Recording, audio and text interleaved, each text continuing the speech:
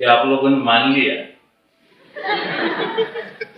बहुत सारे लोग ऐसे होते हैं, ये तो फेंकता है साला। 38,000 थोड़ी होते हैं।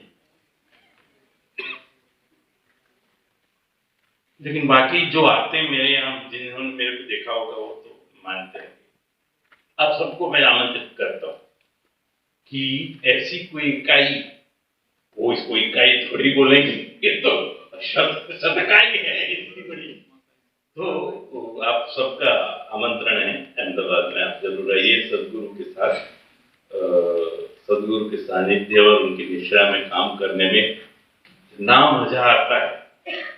मुझे तो चरक को कितना मजा आता होगा, अग्निवेश को कितना मजा आता होगा, सुश्रुत को कितना मजा आता होगा, कश्यप को कितना मजा आता होगा, उसका थोड़ा सा अंश मैंने भी सीखा, मैंने भी अनुभव किया है। इसलिए मैं जो भी बोलता हूँ बिल्कुल हृदय से बोलता हूँ। इस क्षण मुझे जो सदगुरु और मेरे हृदय में से जो निकलता है वही आपको पहुंचाता हूँ। कोई आगे से तैयारी करना है, मेरे बस की बात भी नहीं। और मेरे पास ऐसा खास बैठ के अलग पढ़ना और वो टाइम भी कहाँ है। दमनिया साहब भी मेरे जैसे ही हैं, वो सुबह 5 बजे से ओपीडी शुरू करते, 10:30, 7 के 10:30। अब वो कब पढ़ेंगे और कहाँ आपको बारम मांस परायण ऐसी सब बातें निकाल के कहेंगे। फिर भी कैंसर एक भाव बनाए रखा है लोगों ने। सब लोग कैंसर, कोई थोड़ा हकलाने वाला लड़का लड़की होगी तो वो तो कैंसर ही बोलेगी। और तकरीबन यही हाल है। एक पेशेंट का अगर कैंसर निदान हो जाए तो वो बेचारा अपने आप को वही समझता है और इसको अच्छी तरह से पनपाया है हमारे अंग्रेजी वैद्यों ने। मैं उनको अंग्रेजी वैद्य कहता हूं कि उन्होंने खाम उस चीज को इतना बड़ा चढ़ाया है और इतना डरा धमकाया है कि लोग जो बोले वो करने को तैयार होते। अपनी जमीन जायदाद, कैटल्स, गहने, सब कुछ बेच बाच के ट्रीटमेंट कराते। और बड़ी ताज्जुब की बात है कि हमारे अंग्रेजी वैद्य साफ साफ कहते हैं, देखो कैंसर है, ठीक नहीं होगा, हम वो थेरेपी और वो सब करेंगे, इसके बहुत कम रिजल्ट्स हैं, आपको कराना हो तो कराओ। और फिर भी लोग खर्चा कर करके पैसे दे दे, ऐसा कहने के भी पैसे लेते। तुमको मैं ठीक नहीं करूंगा, लाओ 2,000 रुपये। शाना आदमी वही है जो दूसरे की गलतियों में से सीखे। हमको शाना होना है, हम स्पेशल तो है ही उनसे। आप लोगों के साथ जितने भी एमबीबीएस में हैं, जो आपके साथ 12th में पढ़ते थे, उनको आपने देखा होगा कितनी मजदूरी करते हैं, दिन रात। और अपन ने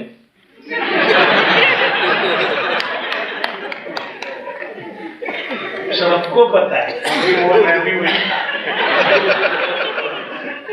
तो स्पेशल कौन हुआ? हम हुए वो। दूसरी बात, हमने पूरी कोशिश की थी कि और कहीं भी एडमिशन मिले तो ले लूंगा, यहां तो नहीं आऊंगा। फिर भी आप आए, क्यों? You are special for this, you are made for Ayurveda. एक दूजे के लिए बने हुए हो। एक बूढ़ा ऋषि जिसका नाम चरक था, एक बूढ़ा बाबा जिसका नाम सुश्रुत था, एक वो छोटू भागवत,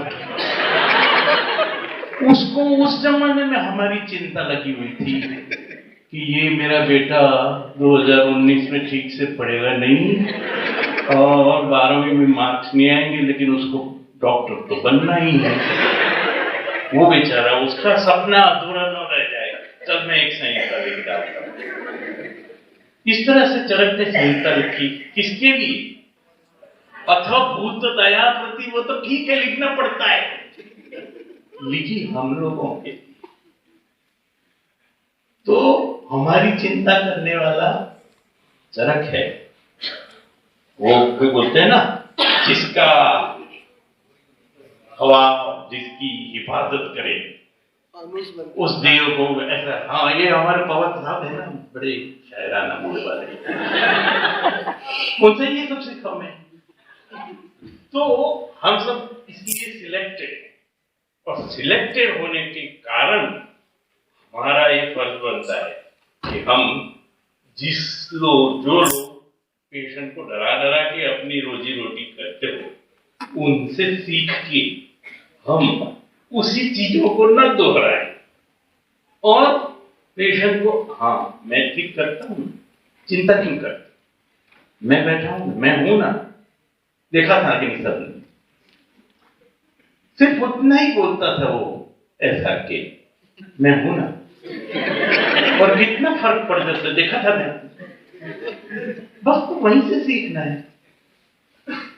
आयुर्वेद संहिताओं के बाहर ही है, खाम की हम वो हितम सुखम दुखम करते रहते हैं।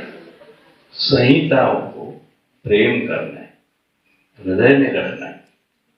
ये तो गार्बेज बॉक्स है, हृदय में रखो तो वही सब करता है। हमको बैठे बैठे ये ऐसे NI के डायरेक्टर साहब भी मुझे बड़ा भाई बोलते हैं, हूं कुछ नहीं, सिर्फ संहिता का दीवाना हूं, उसको प्रेम करता हूं, मोहब्बत करता हूं। और उसी के कारण इतनी सदगुरु का सानिध्य या संहिता का सानिध्य मिले तो आदमी NIA तक लेक्चर देने जा सकता है। इतने बड़े नेशनल इंस्टीट्यूट में भी आदमी बोल सकता है, वो सिर्फ संहिता के कारण। आपको लगेगा ये कैंसर पर बोल रहा है या ऐसे ही, लेकिन सच बात जो है वो बता। तो इस तरह से आपको संहिता से नजदीक रहना है और उसने जो कुछ बोला है उसका ही फॉलो करना है। उसने बोला कि आप 3 दोषों को देखो, बस 3 दोषों को देखने का। 7 धातुओं को देखो तो 7 धातुओं को देखने का। 13 अग्नि को देखो, 13। अब 5.5 साल में 3 दोष, 7 धातु और 13 अग्नि भी अगर अपन के दिमाग में न आ सके तो सर अपन कहीं के नहीं। हाँ, फिर चाय की दुकान खोल दो। लेकिन अभी भी कोई वक्त गया नहीं, अभी कोई कम नहीं हुआ, अभी सब एकदम यंगस्टर्स हो। सही में देख के मेरी बैटरी चार्ज होती, ऐसी बड़ी बड़ी सेलिब्रिटी तो पर्सनालिटी है। आप अभी से शुरू करो। मुझे तो ये ज्ञान 35-40 की उम्र में पता चला, आप लोग तो बिल्कुल 20-30 के आसपास के। आप जल्दी से बातचीत कप को पकड़ो, जल्दी से दोष दशरथ तमाउस में दस्ती मध्य शुक्र को पकड़ो। बहुत सरल है, ले दे के 3 ही तो देखने हैं। कैंसर के भी कितना सारा देखना पड़ता है। सर जी बोल रहे थे, शर्मा साहब, मुझे तो इतना डर लगा था, इतना ज्यादा सोचना पड़े सेल की आसपास में कोई प्रोटीन और उसको अंदर नहीं जाना। अरे बाप रे, उतना ज्यादा सोचो तो फिर तो MBBS ही ना होगा। नहीं, मैं तो वैद्य हूँ और वैद्यों को ये छूट होती। This is the privilege of Vaidya, that they have concised all knowledge in 3 doshas and महाभूता। 5, 3, 5, 7, 13, बस बहुत हो गया, जिंदगी निकल जाएगी। मेरी निकली, मैंने किया है, तुम भी करो, बहुत इजी। हमको कैंसर का पेशेंट है ऐसा सोचना ही नहीं। जो ऐसा सोचे कि ये कैंसर का पेशेंट है, उसको लगेगा कि ये भी ठीक नहीं होता है। कभी वास्तविक कब तो ठीक नहीं होते, ऐसे सुना नहीं, संहिताओं ने कहीं लिखा नहीं वास्तविक कब ठीक नहीं होते। वात पित्त कफ, वायु के लिए क्या दोगे? फैसिलिटी है तो बस्ती दो, फैसिलिटी नहीं है तो अजमोदादी दो, और बिल्कुल नीम हकीम हो तो तेल दो। पित्त के लिए फैसिलिटी वाले हो तो विरेचन करो, फैसिलिटी नहीं है तो अविपत्ति कर दो, और बिल्कुल नीम के नीचे बैठे हो तो घी पिलाओ। कितनी सिंपल चीज है, पता नहीं, और ये सिंपल है ना, इसीलिए भरोसा नहीं बैठता इस पर। जबकि वो अंग्रेज ऑन्कोलॉजिस्ट कितनी बड़ी बड़ी बातें करता है, ओह इतनी इतनी इतना होता है, ये होता है, वो होता है, तो फिर हम थोड़े झांसे में आ जाते हैं, हाँ यार बात कब से थोड़ा ही होगा, ये तो एपोप्टोसिस और ओ क्या क्या क्या, वो तो शुरू शुरू पढ़ता था, फिर तो छोड़ दिया। मेरा तो काम इतने से ही चल जाता है। पेशेंट को तो ठीक कर सकते ना, कैंसर हो कुछ भी हो, पेशेंट को तो ठीक कर सकते हैं। जब पेशेंट को पता है कि हाँ मेरा ज्यादा टाइम नहीं है, तो उस वक्त अगर हम कहें कि नहीं नहीं नहीं नहीं ऐसा किसने बोला, मैं ठीक करता हूं, और हमको क्या बोलने, सच बताओ, ये प्रैक्टिस करनी है उसकी बात करता हूं, बाकी कैंसर तो बहुत लंबी चौड़ी बात है। आपकी तबीयत जिगजैग हो गई, किसी भी पेशेंट को इतनी तो समझ में आता ही, आप पेशेंट को बोलो आपका 5-हाइड्रोक्सीट्रिप्टामिन और सेरोटोनिन लेवल्स डिस्टर्ब हो गए हैं, इसलिए you will have to undergo this and that, तो वो डर जाएगा। अभी एक देहाती आया था मेरे पास, उसको अम्ल पित्त की तकलीफ थी, वो किसी अंग्रेज ने बोला आपको प्रोटॉन पंप इनहिबिटर की जरूरत है, वो तो खड़ा होकर बाहर आ गया, वो उसकी बीवी को बोले ये तो कोई पंप डालवाने की बात कर रहा है। वो बेचारा देहाती किसान, उसको तो सबमर्सिबल पंप की पता, ये प्रोटॉन पंप क्या होता है, उसका इनहिबिशन क्या होता है, उसको क्या होता है, और वो तो वो सबमर्सिबल भी अफोर्ड नहीं कर पाते, इसलिए बोलते हैं तो बहुत महंगा। अपन जाके हमारे पास आता है, नाड़ी पहाड़ है, थोड़ा पित्त है, अभी शरद ऋतु है, पोटे साल की ऋतु है, थोड़ा आइसक्रीम खाओ वेनिला, और खाने का सोडा लेना 3 बार, सब ठीक हो जाए। वो इतना खुश होके जाता है, हाँ हाँ पित्त, हम उंगली रख के बोलते हैं पित्त है, वो तुरंत बोलता हाँ हाँ साहब बिल्कुल ठीक बोला, पित्त ही है, आपने बिल्कुल नाड़ी पकड़ी है। अब अपना पित्त और उसका पित्त वो दोनों अलग है, लेकिन फिर भी उसको भरोसा बैठ जाता है, हाँ इसने मेरे को बताया कि मेरे को पित्त है, वो तो कुछ पंप की बात कर रहे हैं। तो ऐसे पेशेंट को आप ठीक कर सकते, पित्त ठीक कर दो, उसकी चीफ कंप्लेंट ठीक हो गई, आपको और क्या चाहिए? अंग्रेज वैद्य तो चीफ कंप्लेंट भी ठीक नहीं करता, पता नहीं क्यों। आपके रिपोर्ट्स ठीक हो गए हैं, ट्यूमर 10 सेंटीमीटर की थी, अब 8 सेंटीमीटर की हो गई है, 3.5 लाख रुपया खर्च कर।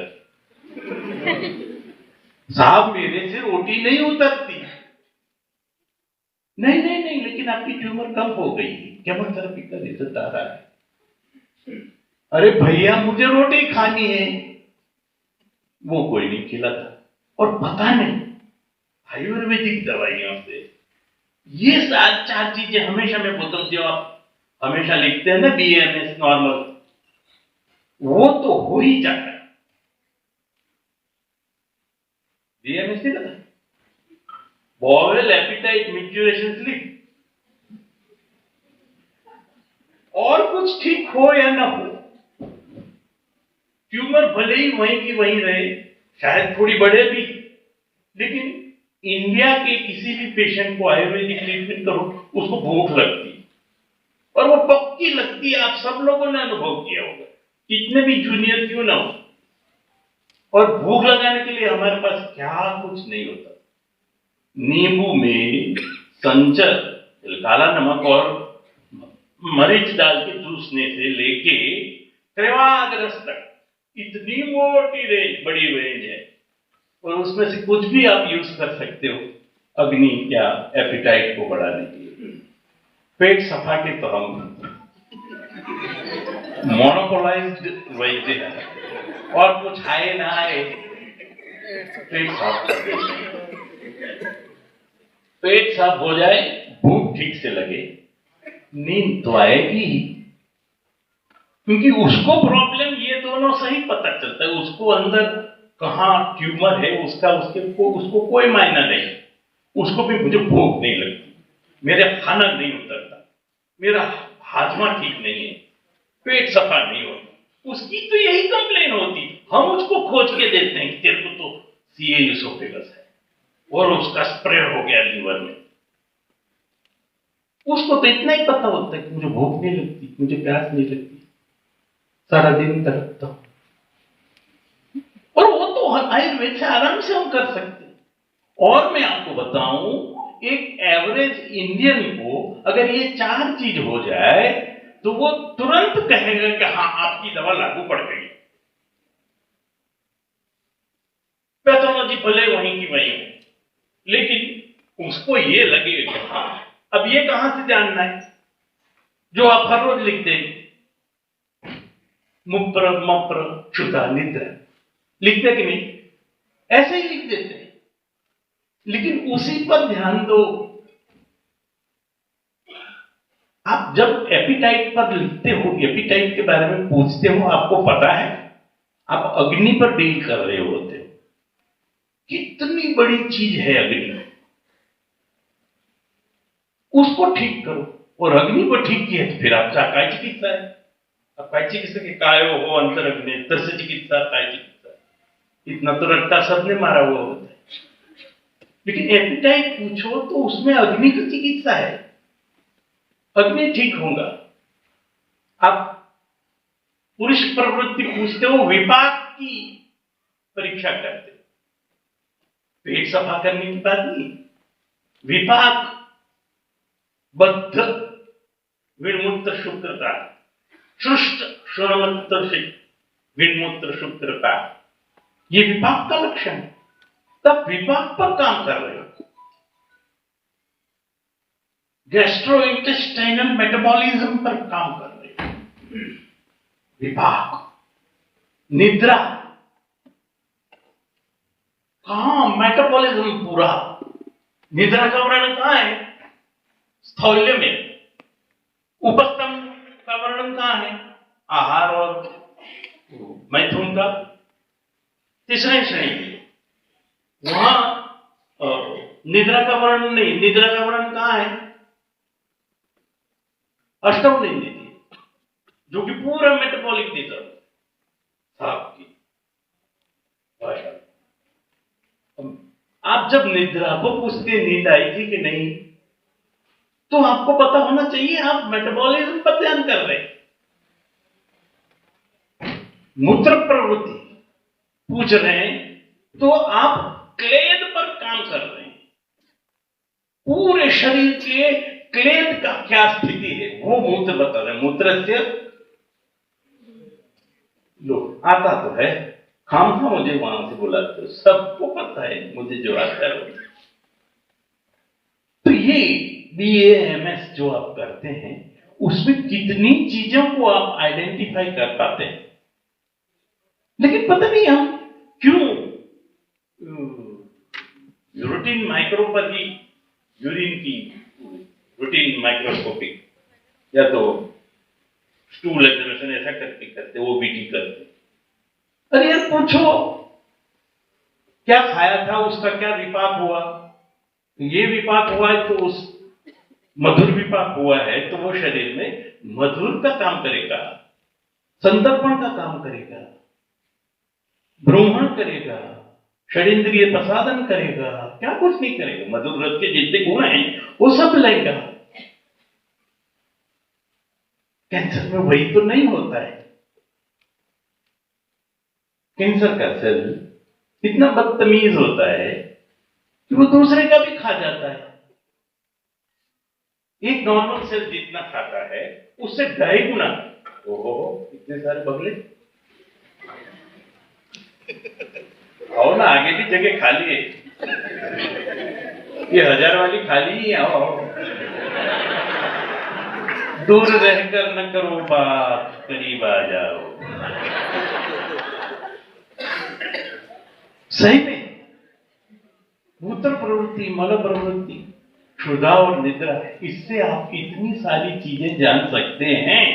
और ये सभी के लिए आपके पास 20 औषधियां हैं। और ऐसी कोई नहीं त्रैलोक्यडंबर रस, ऐसी नहीं, सिंपल मेडिसिन। आप आज से एक आदत, एक टेक अवे मैसेज लेके जाओ कि ये क्षुधा निद्रा ज्यादा नहीं पता हो, इतना मेरी ओर से करके लिख लो। त्रिफला, त्रिकटु, घी और मधु। त्रिफला 1 चम्मच, त्रिकटु 1 चम्मच, घी 1 चम्मच, गुड़ 1 चम्मच, मिक्स करके हर रोज चाटना। बस इतना करते जाओ, इररिस्पेक्टिव ऑफ द डिजीज। ये क्षुधा निद्रा मूत्र मप्र की ट्रीटमेंट है। इतना करोगे 100 में से 80 पेशेंट। आपको लगेगा कि ये थोड़ा ज्यादा बोल रहे हैं, नहीं, मैं तो प्रैक्टिशनर हूं, मैं क्यों थीसिस लिखने लगा। मुझे अगर रिजल्ट नहीं मिला तो बीबी दरवाजा नहीं खोलेगी, वो हर रोज 2 गुलाबी पत्ते लेके जाना पड़ता है। इसलिए मैं जो बोलूंगा वो बिल्कुल दरवाजा खोड़, वो दया वाली बात है। तोड़ दरवाजा दया, और दया फिर दरवाजा तोड़ता है, वो तोड़ता है ये त्रिफला त्रिकट और गुड़ और घी। किसी पेशेंट को बोलो, वो तुरंत बोलेगा हाँ घी गुड़, हाँ त्रिफला ये भी सुना हुआ है, त्रिकटु हाँ वो नहीं सुना। क्या होता है वो मरीज पीपल बोल देने का। और मैं गारंटी से कहता हूं यार, चरक की सौगंध, चलो उससे ऊपर तो क्या बताऊंगे, वो फिर भी नहीं मानना तो पढ़ने जाओ। वाकई त्रिफला त्रिकटु घी और गुड़ ये हर रोज चटाओ। फिर आपको जो बड़ी बड़ी दवाइयां देनी हो, क्योंकि सिर्फ घर ही नहीं चलाना, श्रीखंड पूरी भी खाना होता है, उसके लिए फिर दूसरी दवाइयां लिखनी। बाकी जिसे ठीक होना है वो तो यही है। हाँ वैद्य के सिवा कोई नहीं है ना इसमें। हाँ ये अपन वाले की बात है और नहीं बताने का। और फिर त्रिफला को कुछ भी बोलो, मेरे दादा को, मेरे को याद है मेरे दादाजी झड़बेरी के पत्ते, फटनबेरी के फूल और हत्था जोड़ी के डंठल ले आओ, आपकी चिकित्सा बनाएंगे। अब वो 3 नाम, वो 3 इडियट देखा था ना, उसमें ऐसा ही करता है वो, ऐसा नाम बोलता है जो होता ही नहीं। ये हत्था जोड़ी, फटनबेरी, और वो है ही नहीं कुछ। वो घूम के वापस आएगा, सर जी ये तो नहीं मिला, अच्छा हमारी ओर से दे देते हैं। ये सब हिमालय से आती है। अंदर जाएंगे, त्रिफला भरेंगे। यही किया है हमने भी। तुम लोगों के तो तुम भी करो, बड़े मजे आएंगे। प्रैक्टिस में आओ, इंस्टीट्यूट में फिर अलग बात है, वो शाम को बोलूंगा मैं कल रात बैठा गाड़ी में, तब मैंने देखा कि मेरे 2 लेक्चर है, मैं तो एक की तैयारी कर रहा था, उसमें तीसरा जुड़ गया आज सुबह सुबह। मैंने तो सोचा कि यही मेरा है, तो मैं तो चालू पड़ गया, तो आ गया कागज। अरे भाई जब ये तुम्हारा नहीं है, बाद में आएगा, फिर ठीक है। बोलना तो मेरे को यही सब होता है, इसलिए मैं ज्यादा चिंता करता। अब ये आपको BAMS की ट्रीटमेंट बता दी, त्रिफला त्रिकटु, इससे पेशेंट आपका हो जाएगा 100 में से 80। फिर कैंसर की बात करते हैं, वहां इंग्लिश डॉक्टर बोलता है कि नहीं मिलेगा, ठीक नहीं होगा।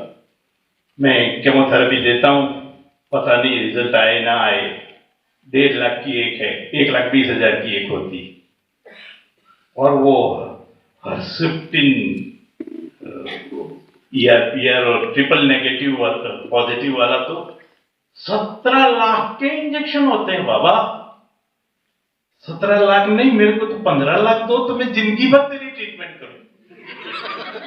और वो ना बोल के 17 लाख ले लेते हैं कि करना हो तो करो, 17 लाख लगेंगे। अपन यार 17 लाख में तो हत्था जोड़ी खोज के लाए। वो काम करना है तो चलो, BMS तो आपने क्लियर कर लिया। अब अब आगे सोचते हैं कैंसर की। वो अंग्रेजी डॉक्टर हमेशा ना बोलता है ठीक नहीं होंगे, फिर भी लाखों लेता है। हमारे पास साहब उन्होंने तो बोल दिया, हाथ ऊपर कर दिया, बोलते जवाब दे दिया। तो फिर हमको बोलना है नहीं नहीं नहीं नहीं, चिंता मत करो, आपकी तबीयत जिगजैग हो गई है। वो तुरंत बोलेगा हाँ साहब यही गड़बड़ है, मेरे को ये डोरी नीचे से खींच के इसको सीधी करनी है, ये मेरे को आता है। अरे साहब और चाहिए भी क्या, ये अंग्रेजी डॉक्टर तो पता नहीं क्या क्या क्या बोलते हैं, आप वो डोरी सीधी करो। उसके लिए डोरी सीधी करना नहीं, भूख लगना, नींद आना, पेट साफ होना और सेंस ऑफ वेलबीइंग फील करना। और ये तो आयुर्वेद की दवाई अचूक करती है, मेरी ओर से गारंटी। तो उसको ये बोलने का कि मैं डोरी सीधी करता हूं, 1 हफ्ते की दवाई देता हूं, अगर आपको आपकी डोरी सीधी हो रही हो, लग रहा हो, तो अगले हफ्ते मिलेंगे। मैं बोलता हूं 100 में से 80% वो दोबारा आएंगे। हाँ ठीक लग रहा है, उसका रिपोर्ट करवाओगे तो वहीं का वहीं होगा, लेकिन पेशेंट बोलेगा ठीक हो रहा है।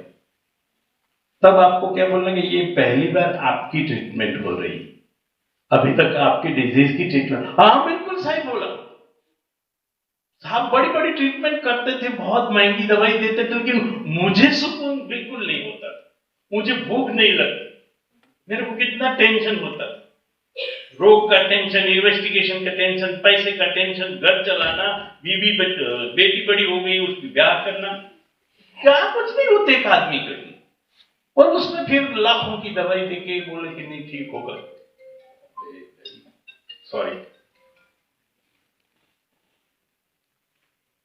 चुप।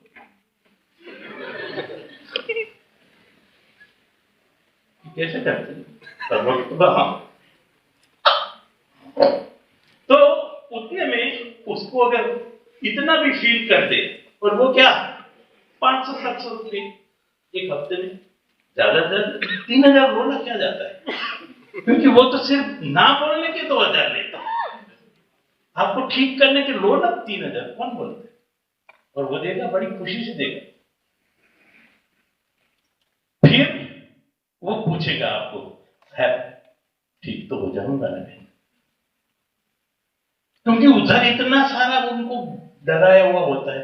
फिर हमको क्या बोलने का, देखो 33% मेरा भेजा, 33% मेरी दवाई, 33% आपका ठीक होने का नजरिया, इंक्लाइनेशन टू इम्प्रूव, आपका नसीब, आपकी परहेज, ये सब 33%, और ये टोटल मिला के कितने हुए 1% ऊपर वाले का। ये चिकित्सा के आज के चतुष्पाद है। इसमें हम कितने सेफ है कि 33% में अपनी सब सेफ्टी आ जाती है। ठीक नहीं हुआ, परहेज नहीं क्यों, ठीक नहीं हुआ तो तकदीर का क्या करें। अब मेरे पास तो ऐसे भी पेशेंट आते हैं जो कोमा में होते हैं, या ब्लीडिंग, प्रोफ्यूज ब्लीडिंग होती, तब मैं कहता हूं ये ईश्वर वाले मोड पर है 1% पे, वहीं से खींच के वापस ह्यूमन वाले मोड में लाऊंगा, तब जाके मेरा भेजा और मेरी दवा काम करेगी। और पेशेंट को 66% नहीं तो कम से कम 60 या 50% तो रिजल्ट देना ही पड़ेगा। अगर उतना पेशेंट को रिजल्ट नहीं दे पाते तो फिर एमडी किया है तो कोई इंस्टीट्यूट ज्वाइन कर लो या फिर इंग्लिश प्रैक्टिस करो। लेकिन आयुर्वेद में कम से कम 50-60% तो रिजल्ट देना पड़ेगा, तो वो तो आप आराम से कर सकते हैं। तो ये हो गया आपको पेशेंट को बताने का कि मैं ठीक करूंगा कि नहीं, मैं ठीक होऊंगा कि नहीं। इतनी बात आप उसको गले से नीचे उतरवा दीजिए। अब ये दो चीज हो गई, पेशेंट आपका हो गया, उसका बीएमएस ठीक हो गया। अब आते हैं उसके डिजीज। डिजीज में हमारे लिए क्या क्या देखना होता है, बोलो ना यार। ये कोई कथा नहीं चल रही है महाभारत या रामायण की जीव आप जी सत्यवतन ऐसा नहीं कर रहे। दोषम दूषम बलम कालम मदनम प्रकृतिम भया। मेरे को इतने साल बाद याद है, मेरे को कौन सी परीक्षा दे दी, आप लोगों को भी आना चाहिए, पूछूं तुरंत। तो अब ये सभी पेशेंट में इतना सारा कैसे देखो, शुरू करो दोष से, दूषित से, दोष और धातु से। कौन सी आपत्ति है, दोष को कैसे देखेंगे?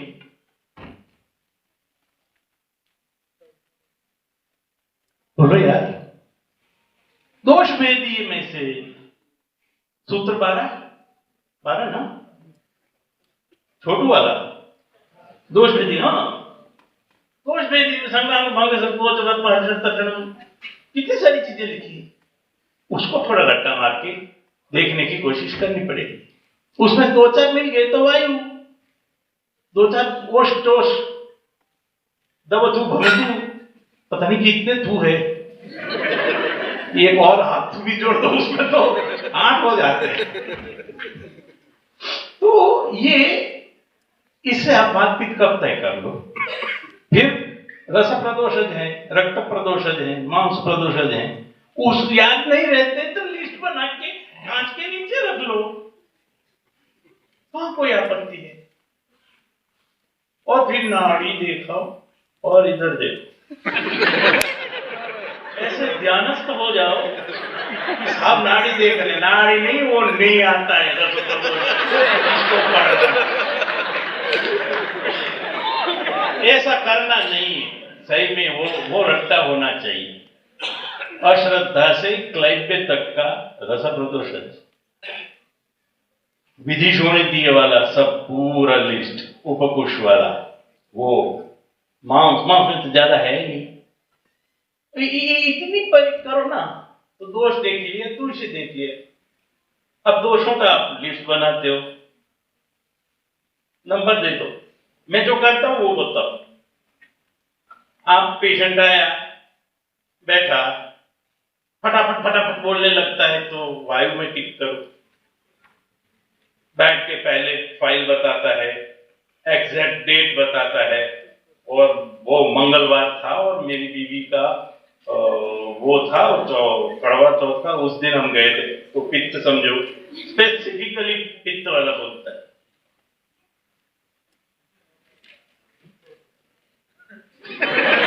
तो अपने टिक करो। इतना सिंपल, शायद इतना सिंपल है इसलिए ही भरोसा नहीं पड़ता। ऐसा करने से, अरे भाई कफ में करना टिक तू, फिर वो बोलता है मेरे से गले से नहीं उतरता है, दूसरी टिक कर कफ में, मुंह में उतरते वक्त बहुत दर्द होता है तो पित्त में कर, साहब जलन हो जाती, दर्द होता है तो वायु में, जलन होती है तो पित्त में।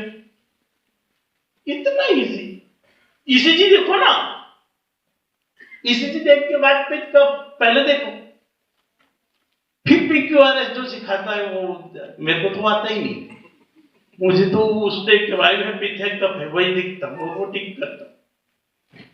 वो कैसे देख सकते हो आप इसी में? अरे देखो ना, गलत होगी तो कौन तुम्हारा गलत पकड़ने वाला है? और ले देखती नहीं तो है, आज नहीं 10 नहीं 100 पेशेंट में आ ही जाएगा। फिर ईसीजी में ये वायु का ईसीजी है, ये पित्त का एक्सरे है, ये कफ का बेरियम रिपोर्ट है। अपने को तो ट्रीटमेंट से लेना देना, पेशेंट को ठीक करना है ना, और ठीक करना है। वीपीके टोटल मारो, 30 टोटल हुआ, उसमें 15 वायु, 5 कफ और 10 पित्त है, तो उसका समदोष क्या हुआ? 30 डिवाइडेड बाय 3, तो 10 वो उसका समदोष स्कोर हुआ। मींस पित्त को वहीं पर रखेंगे, कफ को 5 बढ़ाएंगे और वायु को 5 कम करेंगे तो समदोष हो जाएगा, 10 हो जाएगा, समदोष हो जाएगा। उसी तरह से धातु को सम कर दो, समधातु और मौल क्रिया के तो मास्टर है ही। अगर आपने समदोष, समधातु, मौल क्रिया कर दी, प्रसन्नात्मेंद्रिय थी तो अपने आप होता है। लो, सुश्रुत खुश, वो कब हो गया। इतनी सिंपल चीज है। अब रहा व्याधि प्रत्यनिक। व्याधि प्रत्यनिक के लिए आशय देखना होगा। ओए, ये कहां लगा है? निकलो निकलो भाई, इसमें तो ऐसी सब चीजें बोल रहे थे जो मुझे भी नहीं पता था। ठीक है। हाँ, तो अपन क्या बात कर रहे थे? बोलो बोलो बोलो बोलो। हाँ, व्याधि प्रत्यनिक। अब व्याधि प्रत्यनिक में आशय देखते हैं, ये पर्टिकुलर रोग में कि कौन से आशय में है। उस आशय में, अब ब्रेन में है तो आप बताइए उस आशय में कौन सी धातु सबसे ज्यादा होती है?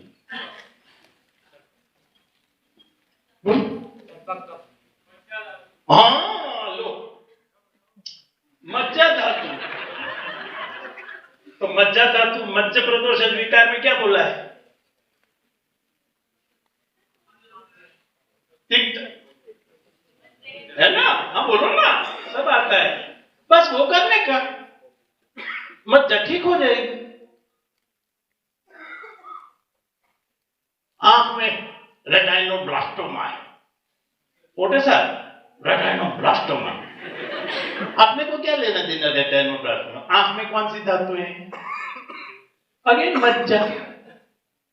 लो, 2 एस्ट्रोसाइटोमा, ग्लायोमा और रेटाइनोब्लास्टोमा की तो ट्रीटमेंट हो गई, इतने की तो ट्रीटमेंट हो गई।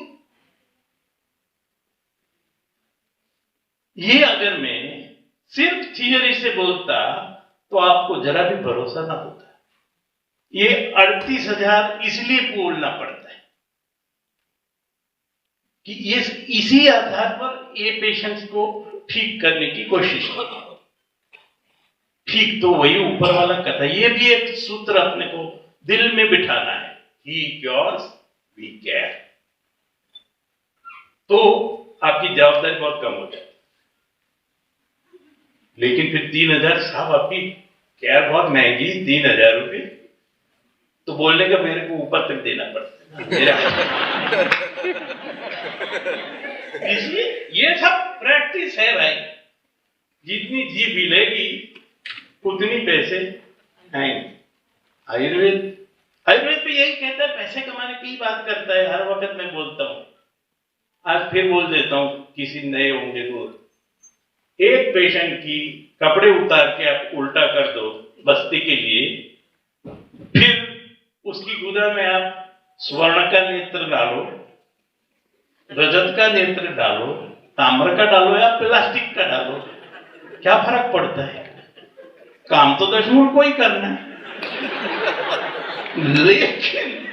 लेकिन अगर आप बताओ कि देखो भाई ये 4 ऑप्शन है, नहीं साहब अपन तो सोने वाला ही है, सब उसका 700 ज्यादा होंगे, बड़ी खुशी से देगा, बड़ी 30 दिन तक हम सोने वाला ही।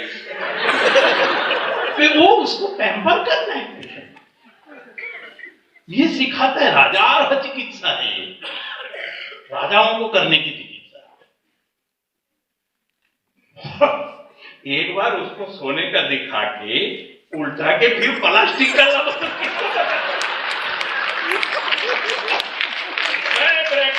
याद करता। शास्त्र का मुझे नहीं, मेरे को तो शाम को 2 पत्ती चाहिए और उसमें कोई एलोपैथी नहीं आनी चाहिए। ये 2 प्रिंसिपल से काम करता हूँ और अच्छी चलती है, बढ़िया खाता पीता हूँ, मजा करता हूँ, दिखता हूँ ना। विद्या ब्रह्मणीयानाम। सिर्फ लड्डू खाने से आदमी बड़ा नहीं होता, मोटा नहीं होता। मैं तो सार पुरुष हूं, निरस्वी नहीं हूं। ठीक है, कहां थे? व्याधि प्रतिभा, और वो ही नहीं आ रहा है। नहीं यहां तो कहा गए। अब नेजो फेरिंग्स और बकल कैविटी, उसमें कौन कौन सी धातुएं हैं, उसको कहां खोजोगे? ओष्ठौ च दंत मूलानि दंतौ जिह्वा च। शरद जी क्या यार, अगले लेक्चर का सब तैयार कर रहे? सुनो ना सुन लो ना। तो ओष्ठौ च दंत मूलानि दंतौ जिह्वा च तालुत गलोगलादि सकलम सप्तांगम मुखमुच्यते। अब पूरी बकल कैविटी में सबसे इंपॉर्टेंट क्या है आपके हिसाब से? वोट वैसे रूटीनली जीवा पकड़े गए ना, ठीक है, उसमें कोई गलती नहीं, अच्छी बात है। अब नहीं करोगे तो क्या हमारी जैसी उम्र में करो। तो जीवा हमको खोजने का कि ये एरिया की सबसे बड़ी जीभ है, उसका तो धातु लिखी है सुश्रुत ने। कहां लिखी? गर्भ व्याकरण शारीर, गर्भस्य जिह्वा। शारीर वाले कहां है? बोलो ना भाई। ए अकेली मां हो तो सबको बोलना आता है, उसमें क्या है? ऐसा नहीं है।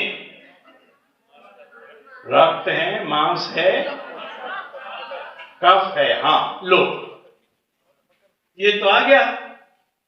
Mean nasopharynx, angle of mouth, floor of mouth, right margin of tongue, piriform fossa, epiglottis, postpharyngeal wall.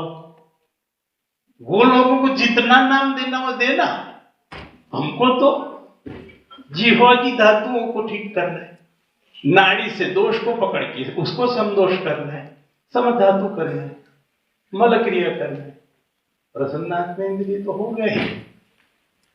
अब आप ये मत पूछो कि वो बेस ऑफ टंग की वो जो ट्यूमर है वो तो वहीं की वहीं है। हाँ तो वो तो रहेगी, वो तो अंग्रेजों के यहां भी रहती, वो तो बढ़ गई, वो तो अंग्रेजों के यहां भी बढ़ती। हमारे यहां फायदा ये है कि वो बढ़े, वहीं पर वहीं रहे, पेशेंट बड़ा खुश होता है। 3 लाख रुपया खर्च किया लेकिन कुछ नहीं हुआ था, इधर 3,000 में कम से कम चेहरे पे चमक आ गई। वो भी एक बड़ी ताज्जुब की बात है। आयुर्वेदिक दवाई करो, मुंह पे चमक आ ही जाती। और अगर आपको प्रैक्टिस करनी तो थोड़ा इन्वेस्टमेंट भी करना पड़ेगा। बृहद्वात है, वसंत कुसुमाकर है, मकरध्वज है, वो देते रहो हर एक पेशेंट में, तो मुंह पर चमक आ जाएगी, इतना पक्का है। ये मृतानी लोहानी रसी भवन्ति, ये रसशास्त्री ऐसा बोलते। ये जो लोह होते हैं जब उनका मारण हो जाए तो वो रस धातु बन जाते, और इसीलिए स्वर्ण ब्लड ब्रेन बैरियर को क्रॉस करके सीए ब्रेन को ठीक करे।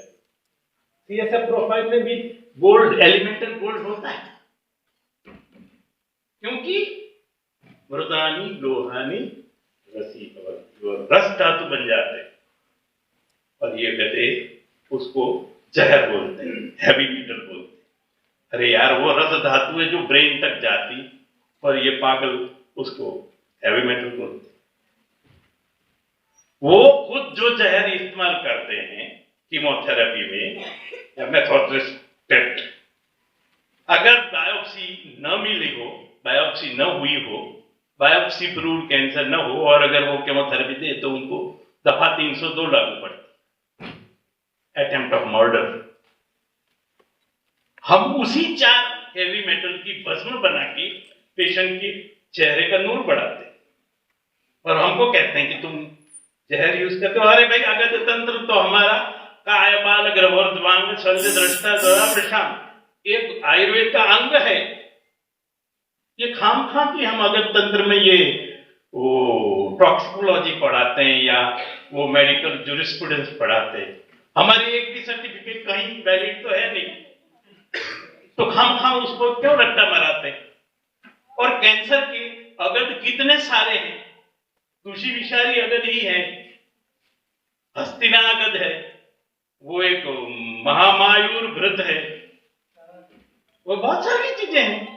उसको हम अगध तंत्र में ऑन्कोलॉजी नहीं बोलने का, अगध तंत्र पेशेंट अगध तंत्र का है। ये शल्य में खाम अब अद्भुत वाले घुसले, ये अगध तंत्र वालों का है फिजिशियन के तौर। तो ये इतनी सारी विष हम बड़े प्रेम से, उनकी दृष्टि से विष है, हमारी दृष्टि से बिल्कुल नहीं। ससुराल में, पियर में तो, मायके में तो बेटी ही होती, ससुराल में जाके वो बहू बन जाती। तो वो ससुराल वाले भले ही उसको जो भी बोलना है बोलो, हमारी तो बेटी है ना। और बेटियां जितनी सेवा करती है ना माँ बाप की, उतना बेटे नहीं करती। इसलिए भस्मों का यूज करना है। और भस्मों के यूज कहाँ अलग अलग सोचना है। बृहत्वाद बना के दिया है, वसंत कुसुम कर दिया है, मकर दिया है, वो 4-5 का इन्वेस्टमेंट करके रखने का 100-150 ग्राम आपके पास हमेशा बने रहने चाहिए। और उसका कैप्सूल लेके भर के दो ना, बढ़िया रिजल्ट मिलता है। कम से कम पेशेंट खुश हो जाता है। बाकी का सब बाद में देखें। अब ये ओरल क्वालिटी में मैं बता दिया आपने, रक्त की चिकित्सा करना है, मांस की चिकित्सा करना है, कफ की चिकित्सा करना है। फिर फेफड़ों पर आ जाए। गर्भस्य पप्पुसौ शोणित फेर पप्पा लो। रक्त की चिकित्सा तो आपको आती ही, क्या करना है? रक्त पित्त हरिम क्रियाम विरेचनम मोक्षणम रक्तस्य उपवास ऑटोफेजी सब कुछ कर सकते हैं। इतनी सारी फैसिलिटी है। लंग्स में उनको कार्बोप्लेटिन देना है तो फिर कार्बोप्लेटिन ही देना है सबको। हम कितनी मोडालिटी, ट्रीटमेंट मोडालिटीज है हमारे पास। उपवास करा सकते हैं, विरेचन करा सकते हैं, रक्त मोक्षण करा सकते हैं। अब ये मत पूछना विरेचन कैसे करना है। ऐसा अभी लग रहा हो कि विरेचन कैसे करना है तो फिर ऐसे वर्कशॉप में मत आया।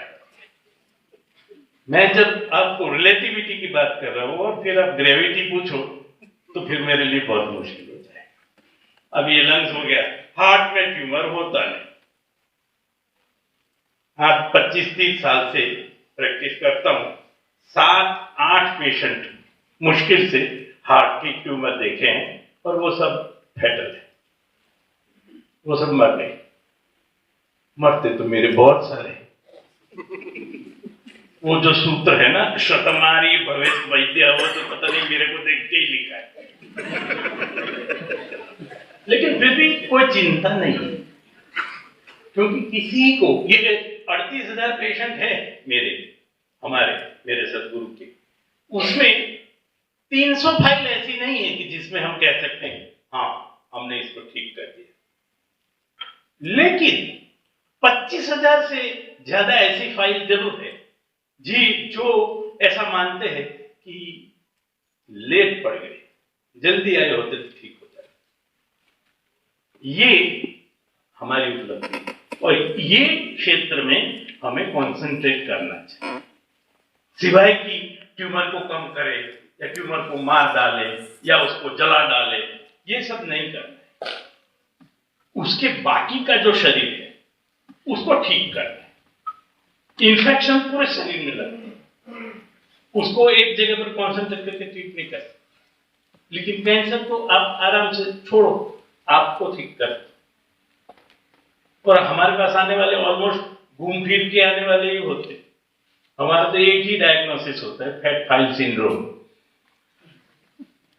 हमारे पास जब पेशेंट आता है इतनी बड़ी फाइल लेके आता है, अपना तो एक ही निदान, फैट फाइल सिंड्रोम, और कुछ नहीं। तो अब ये लंग्स हो गया, आमाशय पर आओ। आमाशय कौन सी धातु आएगी इसमें? ये थोड़ा ट्रिकी है। पूरा गैस्ट्रोइंटेस्टिनल ट्रैक्ट सुषिर स्नायु है। सायु 4 प्रकार के होते हैं ना, हाँ, पृथु, मुझे एक सुषिर का पता है, वो कहां मेरे को। तो पूरे आमाशय, ग्रहणी, इंटेस्टाइन, कोलोन, रेक्टम, एनस, सब सुषिर स्नायु है। और स्नायु किस में से बनते हैं? मेदस स्नायु संभव। तो गैस्ट्रोइंटेस्टाइनल ट्यूबर्स जितने भी है उसमें स्थौल्य की चिकित्सा करनी। गुरु च, बहुत गलत है, अतर्पण है, बिल्कुल सही बोला है। पूरी दुनिया अतर्पण बोलती है, गुरु च अतर्पण करना है। अतर्पण का मतलब मात्रा उतनी ही रखनी, उसमें से गुण निकाल देना। वो मात्रा हानि गुणोदय है, इसमें उल्टा है।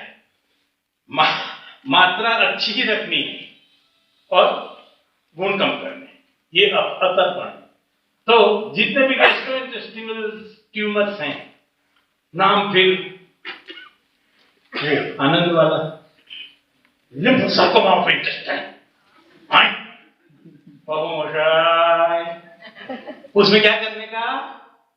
मेद की चिकित्सा करने का। भले ही अमिताभ की इतनी भी सप्लाई मारता हूं, अपने को आता है। और मैं गारंटी से कहता हूं, कोई एलोपैथ डॉक्टर को ये नहीं आता होगा कि अपनी साथी धातु में सबको गर्भस्य यकृत प्लिहानौ रक्तजौ,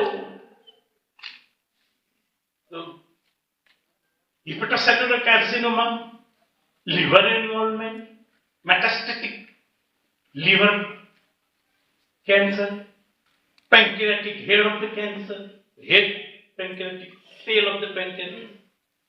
स्प्लीन का तो कोई खास कैंसर वैसे देखा नहीं, वो उदर के रूप में बढ़ती है। तो ये सभी को किससे ठीक करना है? रक्त पित्त हरिम क्रिया। रक्त जो हुआ कितना सिंपल है। एक भी एलोपैथी की दवाई या एक भी एलोपैथी का प्रिंसिपल में बोला, सिर्फ नाम बोला, क्योंकि नाम कैंसर के ऊपर आप सेमिनार, सॉरी कॉन्फ्रेंस, सेमिनार गंदा शब्द है, उसमें सेमी सॉलिड जैसी बुआ। तो मेरे बैठने के बाद फिर कोलोन, कोलोन पकड़ो। कोलोन शुरू किससे होता है?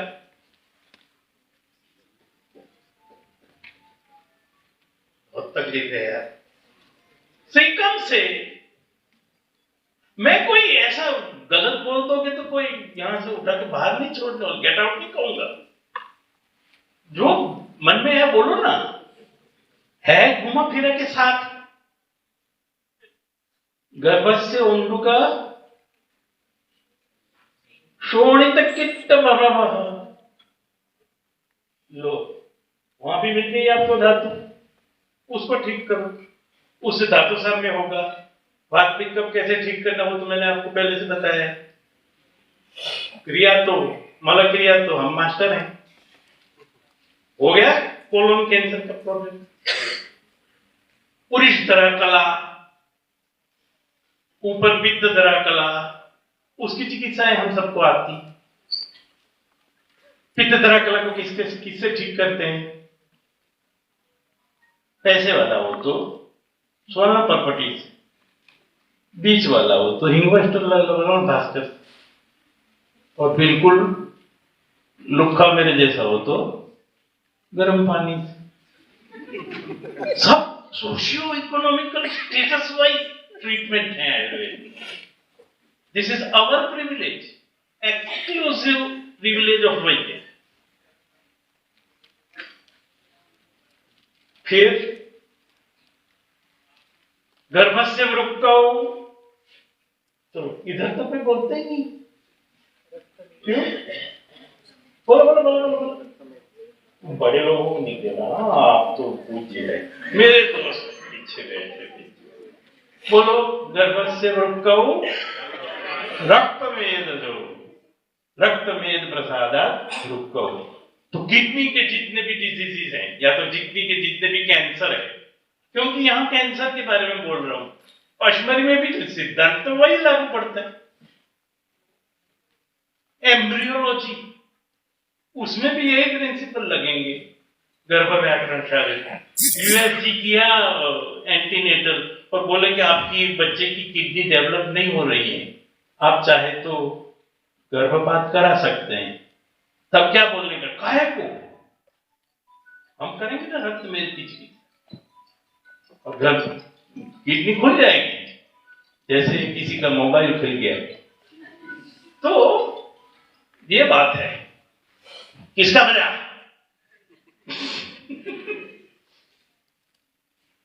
ओप्पो होगा।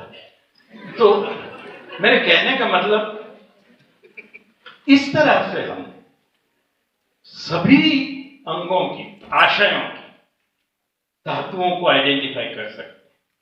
और जो पक्के धातुएं ही हैं, ब्लड का कैंसर है, उसके लिए कहीं खोजने नहीं जाना है। बोन का कैंसर है, उसके लिए कुछ को किसी कहीं खोजने नहीं जाए। जो आशय नहीं, खुद धातु है, उस धातु के ऊपर आवरण करती है कला, धात्वाशयांतर मर्यादा कला, MRMS PPS, इस तरह से मैंने याद रखा था जब पढ़ता था तब।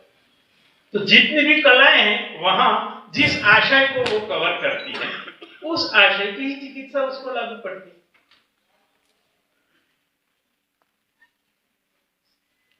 स्थानम जयद्धि पूर्वम ही स्थानस्थस्य अविरोध। अरे यार, एक तरफ पानी इसमें होगा, अरे तो बड़ा चिल्ड है, गर्म चाहिए। अरे हाँ यार, चाय है, इससे अच्छी कोई चीज नहीं।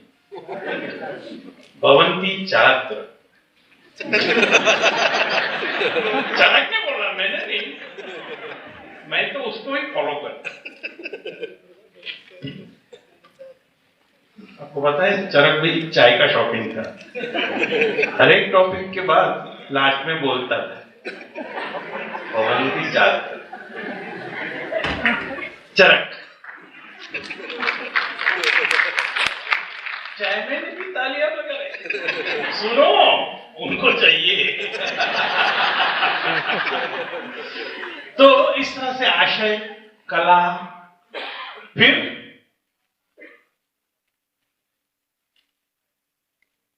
वृषण, टेस्टिकुलर, उसके भी धातुएं, उपाधान धातुएं थी, बहुत सारी हैं यार। लेकिन हमारे पास सभी की ट्रीटमेंट मॉडलिटी अवेलेबल है, और वो अपने फैसिलिटी के हिसाब से। इतनी सारी औषधियां, इतनी सारी ट्रीटमेंट मॉडलिटी, इतने सारे उपक्रम, धातुओं के लिए उपक्रम होता है, लंघन, ब्रह्मन, स्तंभन, स्नेहन, रोक्षण, सब कुछ कर सकते। और उसका इंटरप्रिटेशन नहीं करते, सीधे सीधे वहीं से जो आया, इसको moderately differentiated adenocarcinoma lower third oesophagus है। अच्छा भी लगता है ऐसा बोलो तो, वैद्यों में ऐसा भी लगता है, लेकिन फिर मॉडरेटली डिफरेंशिएटेड होगा तो उसको क्या करेंगे आप? जिसने बोला मॉडरेटली डिफरेंशिएटेड, उसको जाके पूछेंगे इसको वात में लेना है, पित्त में लेना है या कफ में लेना है, तो वो क्या कहेगा? चल बे फोट, मॉडरेटली डिफरेंशिएटेड में मॉडरेटली डिफरेंशिएटेड, उसमें क्या वाता पित्ता क्या होता है, कहेगा कि नहीं? तो फिर किसको पूछेंगे? वैद्य जी को पूछेंगे, सर ये मॉडरेटेड डिफरेंशिएटेड को हमें किस में लेना है? तो उनके पास भी ऑप्शन 3 ही है, या वायु में बोलेंगे, कफ में बोलेंगे, पित्त में बोलेंगे, तो खुद ही सोच लो ना, लेने के 3 ही तो है, मॉडरेटली हो, यूसोफेगस का हो, एडिनोकार्सिनोमा हो, हम तो या तो वायु की ट्रीटमेंट करें या पित्त की या कफ की, फिर क्यों चिंता करने की? हो डायग्नोसिस ठीक है, पढ़ो, मॉडरेटली डिफरेंट बोलने में भी जीभ को चल जाए, कितना सरल है बात पे का, जीभ को भी तकलीफ नहीं करती, लेकिन समझने को तैयार नहीं। अपन पता नहीं, वो कहते ना धूल में पड़े हुए हीरे, जरा फूंक मारने वाला मिलना चाहिए। सदगुरु का महत्व यही है, आप पत्थर नहीं है कि जिस पर करके हीरा बना, आप हीरे हो, लेकिन उस पर धूल पड़ी हुई है, किसी सदगुरु को पकड़ो तो करके धूल उड़ाएगा, अपने आप चमको, सदगुरु का भी नाम बढ़ेगा, आयुर्वेद का नाम बढ़ेगा। विनायास कृतमिदम अमृतम, छोटू बागपट बोलता है कि वो लोगों को तो कितना समुद्र मंथन करना पड़ा तब जाके ये भाई साहब आए थे, और 10 मिनट भी उनके हाथ में नहीं रहा वो गड़ा अमृत का, वो तो छीन लिया देवदानों ने, और फिर उसमें छीना झपटी हुई और वो खा के मजे करने लगे, देव पी गए अमृत। ये गड़ा खाली है बाबा, अपने किसी काम कर नहीं, पता नहीं, लेकिन ये भाई साहब हमेशा कहीं भी कोई भी प्रोग्राम हो आके बैठ जाते। मुझे ताज्जुब होता है शर्मा साहब कि संहिताएं चरक सुश्रुत भागवत जिसने अपनी जिंदगी घिस डाली हमारे लिए, है कि नहीं? वो अपनी बीबी के साथ गया होता गोवा घूमने, तो आप सोच सकते हैं 12वीं की आपकी कितनी हालत थी 12th में। वो तो ठीक है, संहिता ने लिख ली, संहिता तो यूनिवर्सिटी बन गई, और यूनिवर्सिटी बन गई, NIA बन गया, तो अपना एडमिशन हो गया, वरना BSNL में कहीं मैसेंजर होते, उसकी जगह एक सोपारी जो कुतुब कुतुब कुतुब कुतुब करके मुंह में